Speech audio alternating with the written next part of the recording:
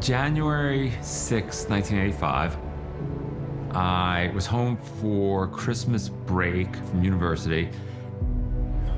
There were two friends from high school. It was Sunday night, and like everybody, we were kids and we were just out having a couple of beers.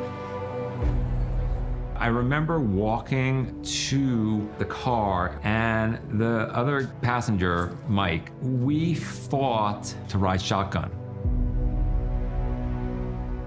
I was riding shotgun. I was badass, so I didn't put my seatbelt on. It had just started raining. The first 30 minutes of rain, all the oil comes up. It was the worst conditions possible. There was an interaction between Mike in the back seat and the driver, and something happened where the driver lost control of the car. The driver hit the brakes, went into a skid, and it hit a guardrail. It blew the engine through my seat and out the back of the car. My face was blown off my head, and my femur was shattered into 200 pieces. Normally, some of the bone pierces the femoral artery and you bleed out in 50 seconds. The car was on fire. I was in a lot of pain, screaming, "Don't let me die. I don't want to die." A doctor was called in. He was called in to amputate my leg. He said, "I just read this article. A Swiss doctor named Zickel has this contraption. I'm not going to amputate. I'm going to put him in traction and put him back together."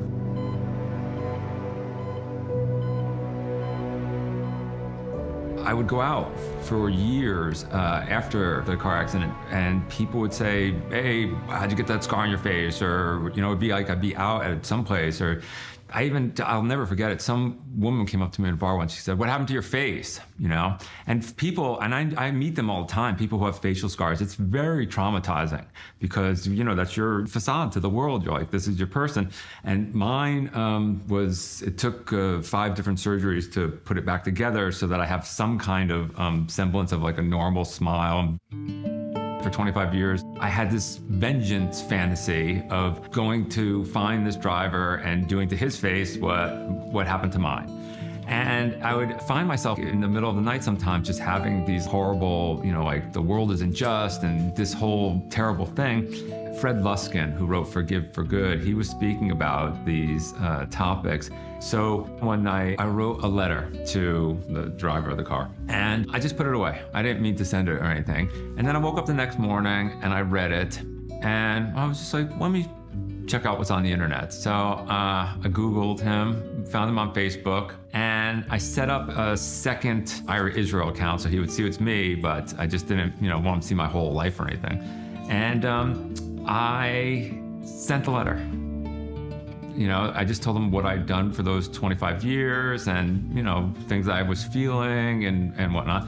And I went to work. And I came home. It was probably like 6 o'clock at night. And I was like, okay, let me check this other Facebook account.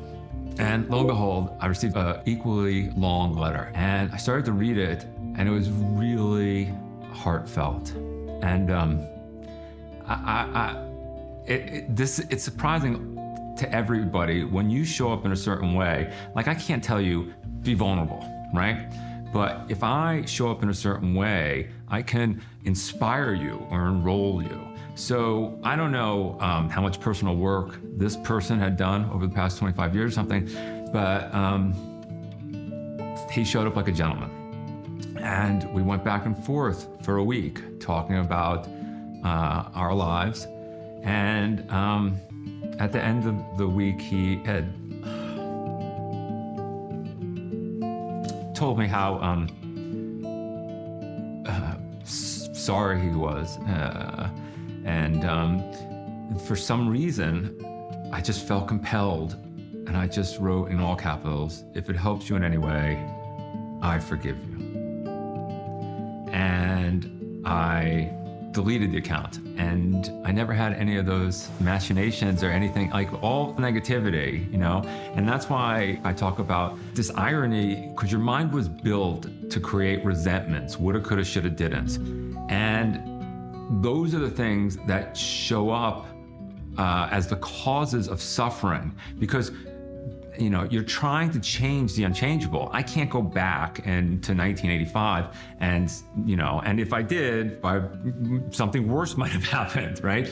But your mind is this incredible machine that looks at the past and says, wow, that was really traumatic. I'm never gonna let that happen again. I'm going to lift weights, or I'm gonna get rich, or I'll show them, and you do this whole crazy thing. You're only causing your own suffering, because it's like trying to jam a square peg into a round hole. You can't change the past. And yet, if you're out there and you're like, well, I'll show them that they shouldn't have mistreated me because I'll be famous and I'll be rich and I'll do these things, you'll get there, and then you'll realize that those people you don't exist to them. So you've lived your whole life for this inauthentic reason.